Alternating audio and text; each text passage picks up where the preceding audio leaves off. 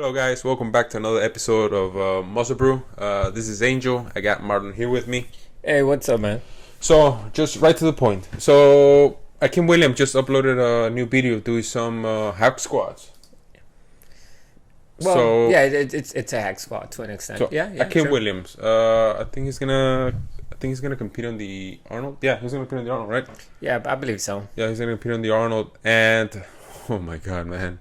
He's massive. That machine that's a big machine, and it looks small next to him. He's literally dwarfing a machine, man. He's dwarfing the machine. It's crazy, man, crazy thing. So Akim Williams, man, he's a mass monster. He really is a mass monster. And on his last show, he nailed the conditioning. He looked really good, and I think that's all he was missing on his physique. He has the muscle, he has everything, but he always had that missing part of conditioning on stage.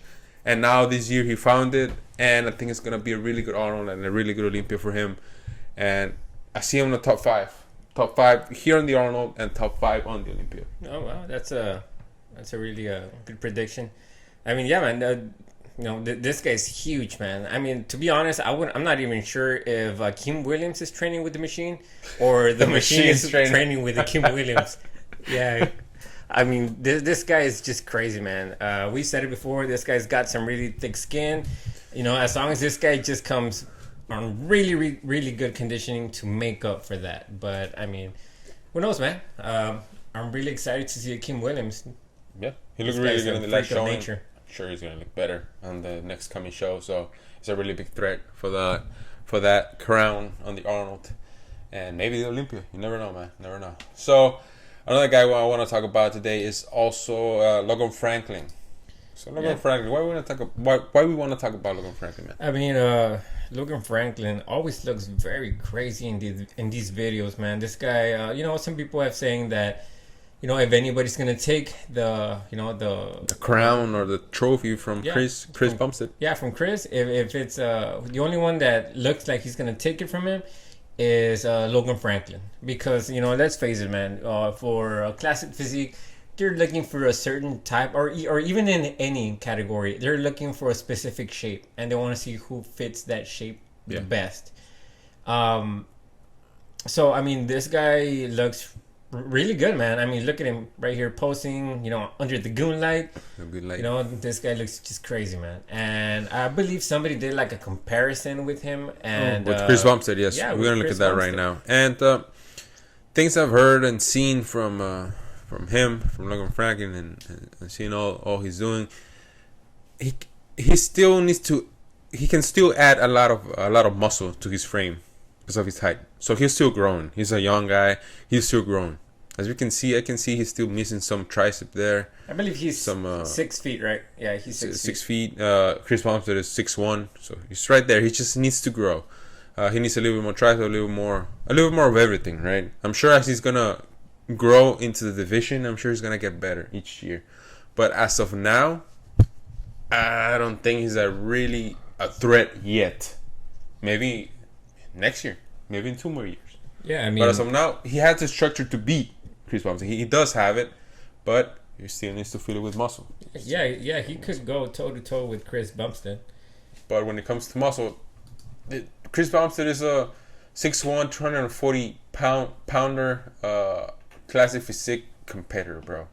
So that's a big guy. He's an open size on classic physique. Yeah. We can see him here. What's the name of this pose? To be honest, I'm not even sure. I remember Arnold used to do this pose. Arnold, it's a classic pose. Yeah, it's really badass. Arnold used to do it a lot. Arnold used to love that pose. So what do you see here?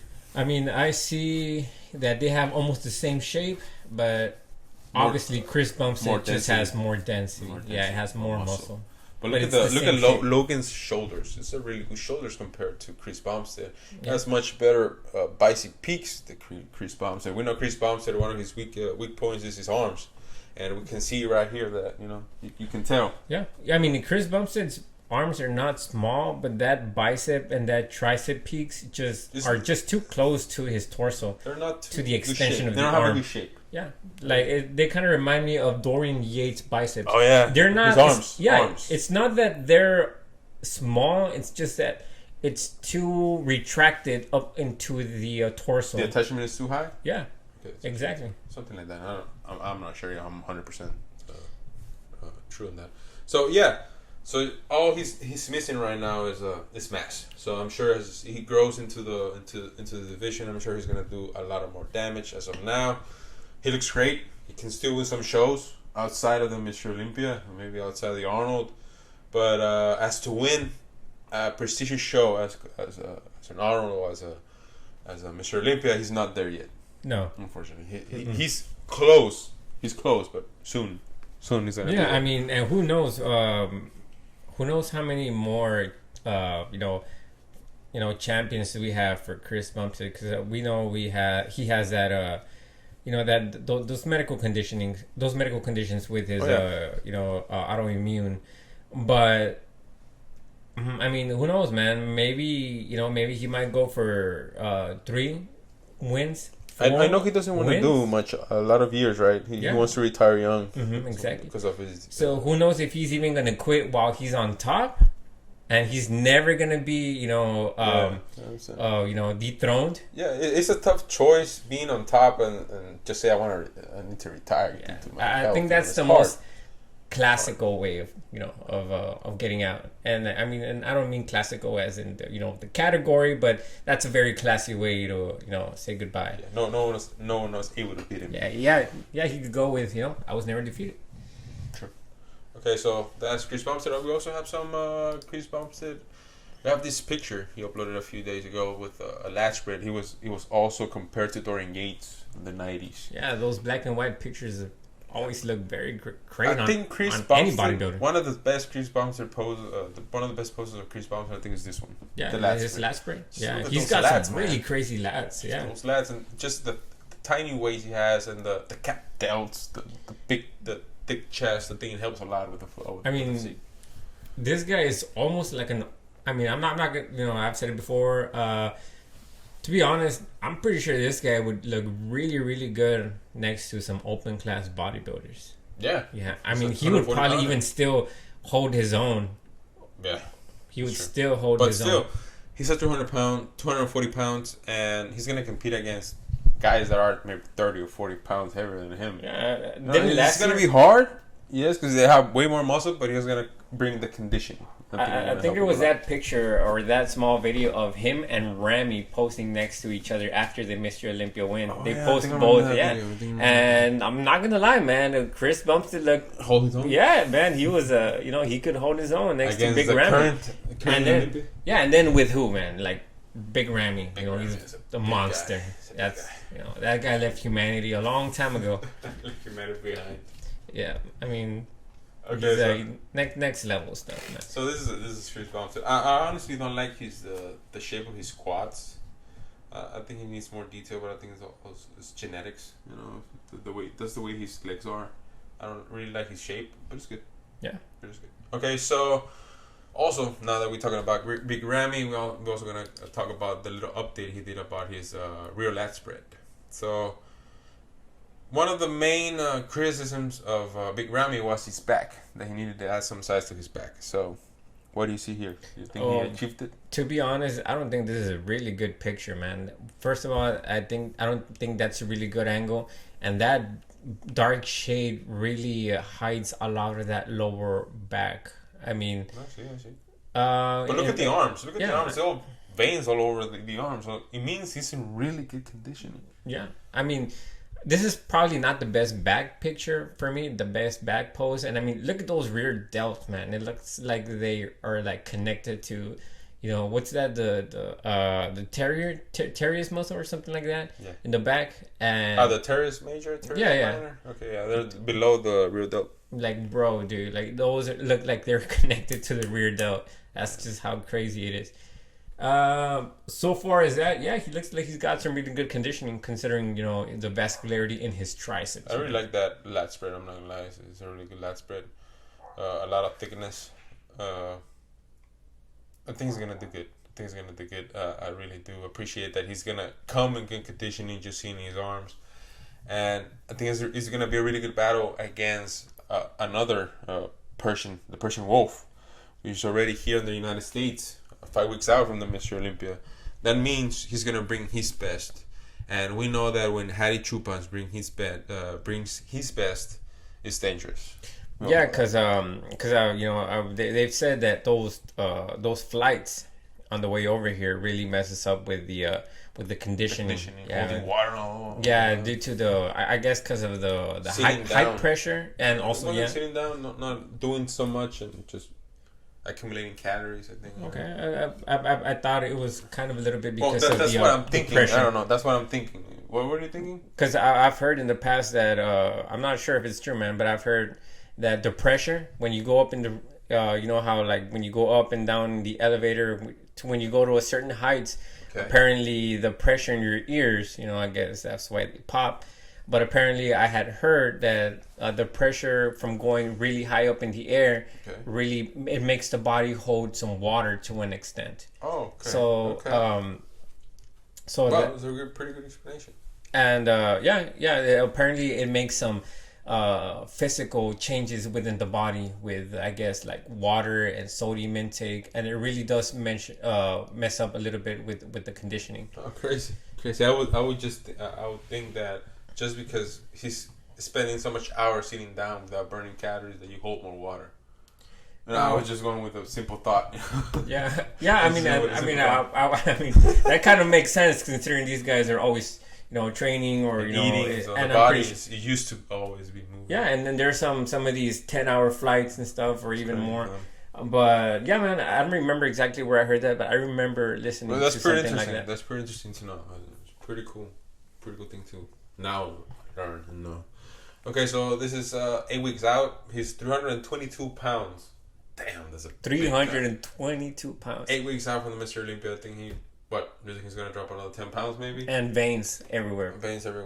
I bet he has abs too. I bet he has abs at 300. I mean, that's just a crazy number. How many pounds do you think he's gonna lose from 8 weeks from now? Another 10 pounds?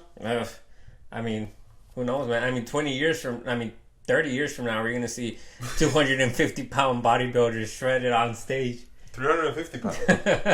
That's true. They're gonna push the boundaries. You never know. I wish to live to see that. I really wish to see that. So now next in the news we got Regan Grimes. So Regan Grimes, he qualified for Mr. Olympia, this year's Olympia, really early in the season. Actually, at the end of the last year, and he had all year to grow, and now he's 5 weeks out from the Mr. Olympia. And what do you see? Do you see any improvements in his physique? I mean, Regan Grimes is one of those bodybuilders that I've seen on social media and on their Instagram and posting pictures and maybe some in their videos, and they look incredibly good, man. And when they step on stage, and I've seen them on stage, they look very soft. They don't even look as big as in their pictures. They almost seem to be a little bit I don't know, like almost a little smaller, like way smaller than what he does look in his pictures. An illusion? Maybe an illusion because of the gym, because of the lighting and everything around him? I'm not sure. Maybe. I mean, I know that, actually we all know that he did lose some weight in the past, but I mean, he's made up for that weight. So he's already 300 pounds. Yeah, and that's very strange, man, because a lot of times he doesn't even look like he weighs that much. I mean, he does look big, but that muscle density it's just not there. And a lot of the times, I think that it's because, in my opinion, Regan Grimes has some really thick skin. Okay. I think that's just something that I've really kind of noticed in the past. This guy has some really thick skin, and something that could probably be mentioned is he just doesn't have that. When you look, man, I'm not really sure about that muscle maturity. Okay. I'm not really sure about that. I've said it, like, we've talked about it kind of in the past. It just doesn't really make sense to me. In my opinion, what muscle maturity really means to me is as we age, the skin gets thinner. That's just, the skin changes. That's why you see some really older guys in the gym with some shredded arms and shredded delts. Okay. The skin just gets a lot much more thinner. Okay, but they still have that small kind of belly in their stomach. Like they don't have abs, but they got some shredded arms, man. Okay. I think it's not really muscle maturity, it's skin maturity.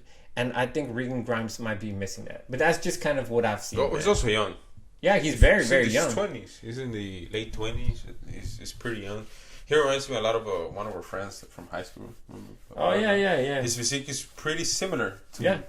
And I bet he had crazy genetics. Yeah, he had some crazy genetics. Jose Banda. And he looked pretty good. He was amazing. I remember this guy just stopped going to the gym for like 6 months and just came back to the gym, and a week into the gym he already be telling me that he's already repping 315. What do you mean, bro? Just took off like you've not been training for years and you're already doing 315. Yeah, man. You just started last week, bro. Yeah, I mean this guy after like 3 weeks or 4 weeks of training, this guy was almost changed a lot, man. He'd be a different person. I'm like, man, this guy is. Remember his back? Yeah, man, this guy. I mean, I'm pretty sure this guy could have been. He could have been a really good bodybuilder. Yeah, he could have been a really good bodybuilder, man. He could have made a living out of the sport, but it's not for everyone. He found another way. He already has a family. Congratulations to him. Well, unfortunately, he didn't find a way here in bodybuilding. He found a way somewhere else. But he reminds me a lot of him. The way of his physique. I see him as I will see my friend. Yeah. To be honest, I think a lot about that as well, man. That's how we would look if we would keep training. That's the way he would look. Unfortunately, we would never see that. So, yeah, I think Regan Grimes looks really good. Yet, I think he still needs more time to grow into the division. Because, yes, he looks big at the gym, but let's be honest, man. The top guys are huge, bro.